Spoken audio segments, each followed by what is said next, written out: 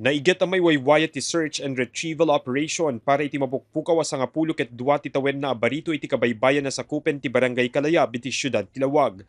Basari Tilawag City Disaster Risk Reduction and Management Office wenno CDRRMO, ti biktima ken ti tallo a pagayam na iti nagbisikleta nagturong iti baybay. Napandanag langoy ngem may pagaro pa nagpatenga ti biktima no sa dinno a kadayta agundaway na pigsa ti dalluyon. Nagpatulong da napammet dagiti responder tayo iti Kalayab ngem unfortunately with no avail. Basari ti CDRRMO at dati lifeguard iti nasa lugar ngem saan da ninamna mga dapay laing digiti agdidikos kadayta agundaway gaputa agsipnget idin. Innayon da sinursurdan digiti kabaybayan iti sumagmamano nga ili ken addan iti koordinasyon digiti maseknan nga ahensya.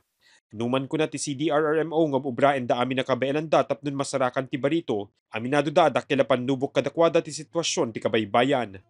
Napantay pay iti Corimao, diti water ti Corimao, hinggana iti Barkara. Sinawar tayo datoy kapno makita tayo.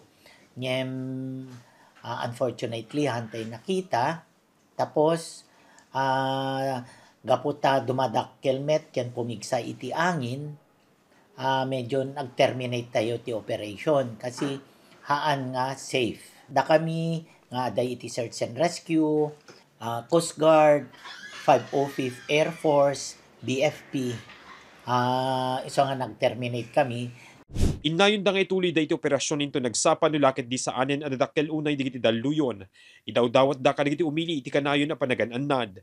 Dapat kitaan da digiti ubbing da at the same time no kadi makita tayo nga medyo haan nga safe iti baybay tayo. Haan kay ko mga agdigdigo si Giant when numapmapan iti adalem. Kasi adda current na nga mangipababa kada kayo. Ken adan tupay kidinay ordinansa nanton nga amin-amin nga beach resort to nga amin-amin is adan to lifeguard nan. Kabayatan na pinadas ti news team nga alaen iti komento ti pamilya ti biktima pakaseknan iti napasamak, ngem kunada saan dapay laing asisagana nga agpa-interview. Mark Magdirila, Balitang Solid North.